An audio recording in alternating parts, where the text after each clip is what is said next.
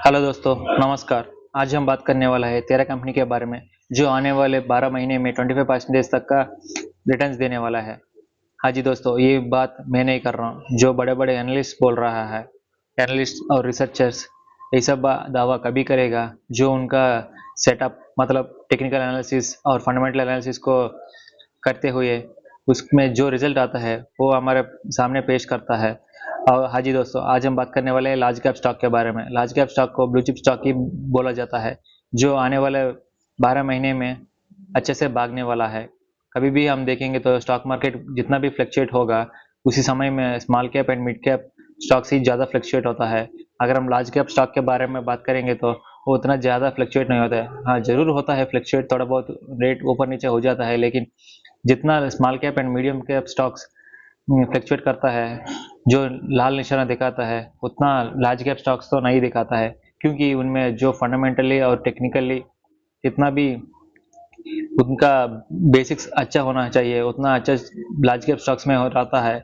Market fit product रहता है, और जो भी चीज़ उनमें ऑपरेटर का मैनिपुलेशन, ये सब चीज़ लार्ज कैप स्टॉक में नहीं चलता है, लेकिन वही चीज़ small cap and micro cap stocks में ज़्यादा चल जाता है। आज हम बात करने वाले हैं आने वाले 12 महीने में बुल रन करने वाला 13 स्टॉक्स के बारे में, जो चीज़ आपको 1 साल के अंदर अच्छा रिजल्ट देने वाला है। लार्ज कैप स्टॉक को अभी हम क्यों चुनना है? मार्केट जब भी वॉलेटाइल होता है, लास्ट ईयर 20 सितंबर से इतना करेक्शंस हो गया mid cap and small cap के बारे में। स्टॉक्स के अंदर लार्ज कैप्स तो सेफर बेट बन के रखा है, क्योंकि अनसर्टेन टाइम में स्ट्रांग बैलेंस शीट रहता है, प्रिडिक्शंस कर सकता है अर्निंग्स में। इंस्टीट्यूशनल इन्वेस्टर्स प्रेफरेंस भी करता है, FIIs DS large cap stock में ज़्यादा निवेश करता है। उनके साथ साथ स्टेबिलिटी भी रहता है, growth and large cap stocks momentum.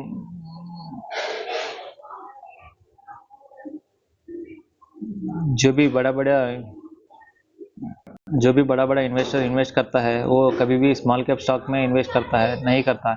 हाँ, कुछ इन्वेस्टर्स तो मीडियम के स्मॉल कैप स्टॉक को भी पकड़ता है, जैसा विजय केडिया सर ने बहुत अच्छा स्टॉक्स को बहुत जल्दी पकड़ लेता है। जो जब वो स्मॉल कैप या मीडियम कैप स्टॉक जैसा ही रहता है, वो हीरो जीरो जैसा बेट लेता है, लेकिन उनका बेट के अंदर जो भी चीज़ रहता है, वो उनके पास इतना बड़ा एसेट अंडर मैनेजमेंट रहता है ना, उनको ये 4-5 करोड़ या 10 करोड़ भी नुकसान हो गया तो कोई भी फर्क नहीं पड़ता। लेकिन अगर हम उतना लॉस कर पाएंगे क्या, हमारा पोर्टफोलियो में 10-20% का नुकसान सहन पाएंगे क्या, ये हमारा रिस्क एप्टाइट के अंदर रहता है।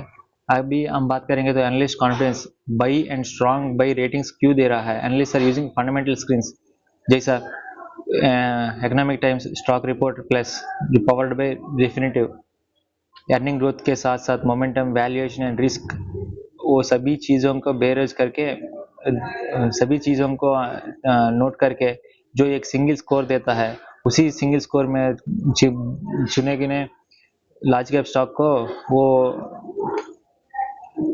वो गिने चुने लार्ज कैप स्टॉक को पकड़ता है, उसी को अंदर by and strong buy ratings देता है, जो प्रोजेक्टेड अपसाइड रेटिंग्स है 25% से ज़्यादा है।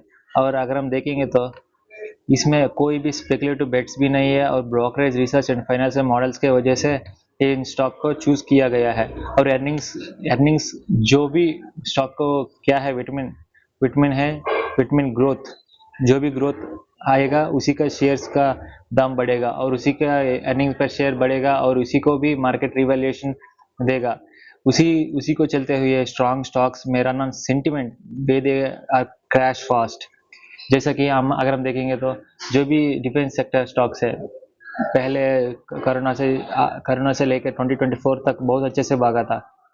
कोरोना टाइम में क्यों इतना भागा, क्योंकि जो भी medium pharmaceutical stocks, defence stocks जैसे स्टॉक्स, उनके पीछे क्या वजह है, क्योंकि गवर्नमेंट को उसमें अंडर स्पेंडिंग कर रहा है और उसके अंदर बहुत अच्छा रिसर्च कर रहा है, इसी वजह से वो इतना भागा था। और सोलर स्टॉक्स जो भी 3-4 महीने तक बहुत पहले तक बहुत अच्छा भागा था, लेकिन अभी इतना अच्छा करेक्शन आ गया, उसी की वजह से कभी भी सेंटिमेंट ज़्यादा दिन तक टिक नहीं पाएगा। जो भी फंडामेंटल्स कितना भी साल होने दो, फंडामेंटल्स अच्छे से टिकेगा। उसके साथ साथ सस्टेन ग्रोथ भी होना जरूरी है। If earnings are solid stocks will eventually catch up no matter short term noise. कितना भी गड़बड़ी हो, रिसेंटली हम अगर हम बात करेंगे तो सोलर इस स्टॉक में बहुत ज़्यादा फ्लक्चुएशन नहीं आया, उसके अंदर बहुत अच्छा ब्लास्ट हुआ। सोलर इस एक कंपनी है जो डायनामाइट्स वगैरह जो भी एक्सप्लोजिव को मैन्युफैक्चर करने वाला कंपनी है, उसमें अंदर इतना ज़्यादा फ्लक्चुएशन नहीं हुआ क्योंकि 3-4 लोग भी मर गए उस कंपनी के अंदर ब्लास्ट की वजह से, फिर भी उनके री रेटिंग नहीं हुआ क्योंकि उसके अंदर फंडामेंटल स्ट्रांग है, बैलेंस शीट स्ट्रांग है, अर्निंग स्ट्रांग है, अर्निंग पर शेयर भी और बहुत अच्छा है। इसी वजह से वैसे स्ट्रांग वैसे फंडामेंटली स्ट्रांग कंपनीज कभी भी ज़्यादा फ्लक्चुएट नहीं होता है और अर्निंग्स भी सॉलिड रहना बहुत ज़रूरी है। जहाँ प्रॉफिट ग्रोथ हमको विजिबल रहता है उधर अंदर ट्रेंडिंग स्टॉक बन जाता है ऑटोमेटिकली। इसके साथ साथ जीएसटी का रैशनलाइजेशन जो रिसेंटली जीएसटी 2.0 के चलते हुए 2 स्लैब्स लोअर टैक्स जो लोअर कर रहा है सीमेंट को, सोप्स, ट्रैक्टर्स, इंश्योरेंस एक्सेट्रा, ये डायरेक्टली बूस्ट करेगा सर्टेन सेक्टर्स के लिए। इसी वजह से auto sector, cement sector, FMCG and insurance के अंदर तो पूरा जीएसटी जीरो कर दिया। जीएसटी को कट्स को देखते हुए लोअर कॉस्ट भी हो जाएगा, मार्जिन्स भी जो कंपनी में सीमेंट कंपनी में तो मार्जिन्स भी और भी बढ़ेगा, एफएमसीजी कंपनी में भी ग्रोथ भी बढ़ेगा और मार्जिन्स भी बढ़ेगा और हायर डिमांड के चलते हुए हम ये स्टॉक को चूज किया है। और 25% प्लस अपसाइड इज पॉसिबल। क्यों? क्योंकि current valuation some large cap stocks look reasonable after certain recent correction. Large cap stocks में जो रिसेंटली करेक्ट हुआ है, पूरा मार्केट ही का करेक्ट हो गया है क्योंकि उनके जो ट्रम्प के टैरिफ्स के चलते हुए और जो भी रिसेंटली रैली हुआ था कोरोना के बाद में, उस रैली को भी बबल थोड़ा बहुत फट गया। इसी की वजह से जो भी स्टॉक्स इतना वैल्यूएशन नहीं था वो वैल्यूएशंस जो जगह पे आना चाहिए उधर तक आ गया है। जो भी एनालिस्ट है वो लोग बिलीव कर रहा है कि जो जीएसटी 2.0 के चलते हुए और मार्केट में जो भी फ्लक्चुएशन हो रहा है, इंडिया अभी बन रहा है विश्व गुरु और उसके साथ साथ हमारा जो ग्रोथ पोटेंशियल है, इंडिया का ग्रोथ स्टोरी है, उसको देखते हुए बहुत अच्छा टेल विंड है कुछ सेक्टर्स के लिए लाइक सोलर, ईवी, इन सभी स्टॉक्स में बहुत अच्छा टेल विंड्स हमको देखने को मिल रहा है। Institutional investors, mutual funds also relocating money into blue chips after mid and small cap excesses। जो भी mid and small cap stocks अभी रिसेंटली हुए देखते हमें मिल रहा है, बहुत ज़्यादा करेक्ट होते हुए देखने के मिल रहा है। उसी से कंपेयर किए तो micro cap large cap stocks, macro cap stocks उतना करेक्ट नहीं हुआ है और करेक्ट भी हो गया तो वो रीजनेबल प्राइस के पास आ गया है। इसी को देखते हुए इन्वेस्टर्स बहुत पॉजिटिव भी है। इसको देखते हुए अगर हम देखेंगे तो अगर किसी पॉइंट में भी वीडियो अच्छा लगा तो लाइक, शेयर एंड सब्सक्राइब जरूर कीजिए। आईटीसी स्टॉक्स जो आईटीसी हो गया जो स्टॉक अच्छा टबैको सेक्टर में है और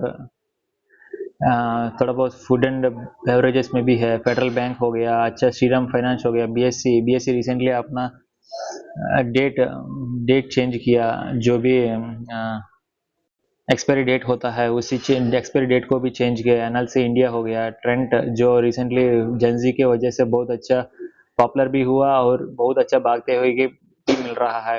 रिलायंस इंडस्ट्रीज एक बहुत अच्छा कंपनी है, इंडिया में बहुत अच्छा वैल्यूएशन भी कंपनी है। और आईसीआईसीआई बैंक हो गया, बहुत फंडामेंटली स्ट्रांग कंपनी है। अगर हम देखेंगे तो इन सभी कंपनी में आईटीसी को 36% दिया। कितना एनालिस्ट ने दिया? 36 एनालिस्ट ने 39% तक भागते हुए देखने को मिला है। Large cap micro cap stock, large cap market capitalisation के बारे में बात करेंगे तो 5,10,000 करोड़ है।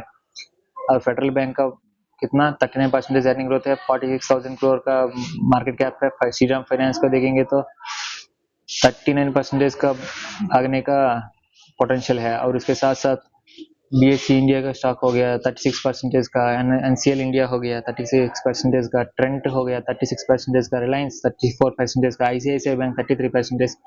उनका उन सारा कंपनी का मार्केट कैप आप इधर देख सकते हो। उसके साथ साथ नेक्स्ट हम देखेंगे तो भारतीय एयरटेल, कभी भी उनका मन किया उस समय में अपना टैरिफ इंक्रीज कर देगा, टैरिफ का रेट इंक्रीज कर देगा। मैक्स हेल्थ केयर इंडस्ट्री हो गया जो अगर टर्म इंश्योरेंस के देखते हुए बहुत अच्छा भागते हुए हमको देखने को मिल रहा है। जो जीएसटी 2.0 में term insurance and health insurance है, जो भी इंश्योरेंस सेक्टर है उसमें अंदर 0% GST टैक्स लगा दिया। स्टेट बैंक ऑफ इंडिया 30% हो गया है। JSW 30%। मोतीलाल ओसवाल जो रामदेव अग्रवाल का बहुत अच्छा कंपनी है, एसेट अंडर मैनेजमेंट भी उनका ऊंचाई देखते मिल रहा है। सोलर इंडस्ट्रीज का स्टॉक अभी बात करें 27% का है। इटरनल जो जोमेटो का है पेरेंट कंपनी है, उनका भी 27% है। वो कभी भी प्लेटफॉर्म फीस इंक्रीज कर देगा। अभी प्रेजेंट जोमेटो का प्लेटफॉर्म फीस 12 रुपये हो गया है। रिसेंटली हमने बात भी किया टाइटन कंपनी जो राकेश झुंझुनवाला को करोड़पति बना के दिया है, किंग ऑफ स्टॉक मार्केट भी बना दिया है। निप्पॉन फाइनेंशियल इंडिया जो इनका एसेट अंडर मैनेजमेंट बहुत ज़्यादा है, वो micro cap and small cap stocks को टारगेट करता है। उनका भी 26% अपसाइड पोटेंशियल दिखाते हुए हमको देखने को मिल रहा है। नेक्स्ट जेके सीमेंट के बारे में बात करेंगे तो अभी जो सीमेंट सेक्टर में GST रेट कट्स हुआ, उसी से वजह से वो अच्छा सा भागने वाला कंपनी है। इन सभी कंपनीज का आप मार्केट वैल्यूएशन से देख सकता है। आज अगर आपको वीडियो लाइक किया अच्छा लगा तो लाइक शेयर एंड सब्सक्राइब जरूर कीजिए।